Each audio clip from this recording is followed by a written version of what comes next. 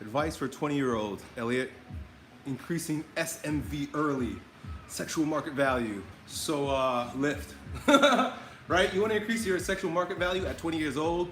Build muscle, get jacked, get lean. Because not only are you going to be outwardly more alpha, you look good, but inwardly you're going to develop the character that's associated with being a badass. You gotta be committed, you gotta be disciplined, you gotta be focused, you have to have intensity. Nothing bad comes from being jacked.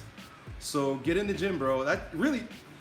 That's where this all started for me, because I began to recognize in myself, of course, when I was 14 years old, I started lifting. It changed my life.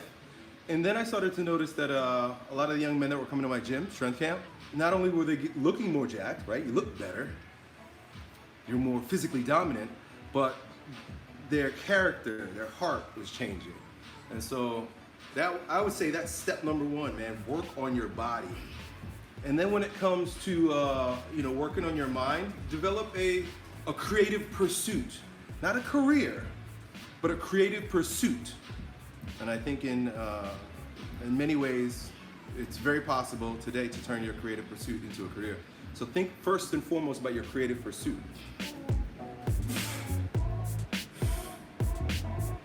Get it. Yeah. Roy! I heard eating poop can be performance enhancing. It's funny because I just had a conversation with Paul Check, and nothing's off the table with Paul. And we were talking about women and sex, and that when you're with a woman, the bodies become compatible a lot of times because of the bacteria exchange between the two. And so when you're with a woman over a particular period of time, your body starts to receive benefit from her poop and vagina bacteria. So if you're having oral sex, or even just being close, I think they say that when you live with someone, you have the same microbiome. So yeah, you might be true, man. Might be true. I think my wife's poop is making me stronger. That's why I stayed with her for so long.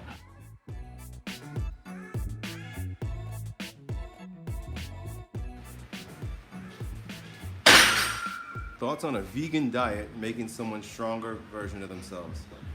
I don't like it. That's just my opinion. Because I could spit ideology all day long, because the carnivores and the vegans all have valid reasons why they do what they do. They got scientific reasons to do why they do. So I'm not gonna give you any logical reason. I'm just gonna tell you my opinion and my experience. I gave it a try, and I was immediately getting fat and itchy. That's not a good look for me, fat and itchy. As a result of eating mostly like fucking vegetables and grains, fruits. I mean, I had to get my calories from somewhere. So because I was so committed to giving the idea a try, I was like, I'm gonna do as much research as I can on vegan bodybuilding. I was looking mostly on YouTube. I was like, yeah, if somebody's doing it, they're gonna post it on YouTube. They're gonna look good. I'll be able to get a vibe for somebody rather than reading their fucking book. Point is that all the vegan bodybuilders on YouTube that I was looking into are fat. They were soft. I couldn't believe it. I was like, not one of these guys are jacked and ripped. They're all vegan, and I thought that was cool. I was like, hey, that's dope. I want to watch your videos. But I just couldn't get over the fact that a lot of them were eating processed foods, like bars and shit, in order to get their protein. It was bad. So, not a fan.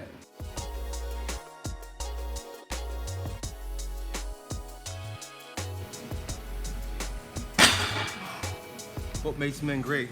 Ground and camp in SoCal, please. See, that's the whole thing. What makes men great comes from the father, comes from the pattern. It comes from your essence. That's why they call a man's sperm as essence. Every man's sperm is different, right? The essence of every man is different. So, atoning with the father is less about following a book or following a set of rules or being a certain way based on an ideology or a dogma. And it's about getting everything out of the way so that our truth, our true pattern, our essence, our uniqueness is honored and expressed through this lifetime. Otherwise, this lifetime is a waste. you come to this life, if you live this life as a lemming, as a robot, as a color inside the lines, good mama's boy, kind of wasting this life a little bit. I don't want to say totally, because nothing's ever a waste, but you're wasting what would be possible for you. There's a lot of ways to make that happen, but what keeps us trapped is the fear. The fear of abandonment, the fear of not being loved, the fear of being ostracized. We want to be accepted, right? And it starts at home with mommy and daddy. We want mommy and daddy to approve of us, so we're always looking for approval. But a real man only needs approval from one, the Father. There's only one essence, there's only one being that you need approval from, and that is God. Not your mommy, not your daddy, not your brother, not your sister, definitely not your girlfriend, not your wife. None of that matters. It's between you and the Father. That's the symbol of the cross. That's what it represents. The axis mundi, the lateral life, the animal life, right? And the vertical life, the spiritual life. So it's a this, boom. And there's only one spot where that cross intersects, right here.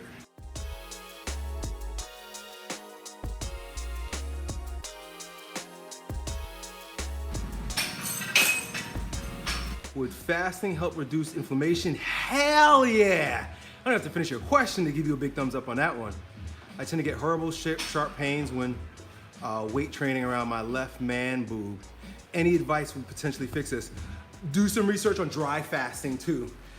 Definitely fasting reduces inflammation, but you gotta remember that inflammation requires fluid, right? If something's gonna be swole, what is it swole with? Fluid. And so dry fasting reduces the amount of interstitial fluid. And so in order to reduce inflammation, number one, yes, fasting will help.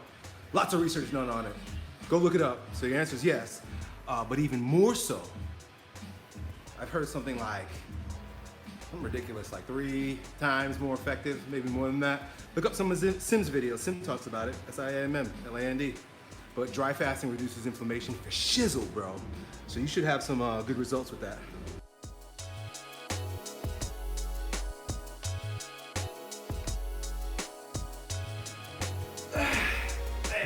I'm 20, beginning my hero's journey. Any advice? You're finishing a journey. You're coming full circle on a lot of things. So pay close attention to what's manifested itself over the past like 4 years and how it's showing itself to you now. You're close to the harvest time. 24 is when you begin a new journey, clean slate. So 4 years. So you're in your manifestation quarter. You're in your physical quarter.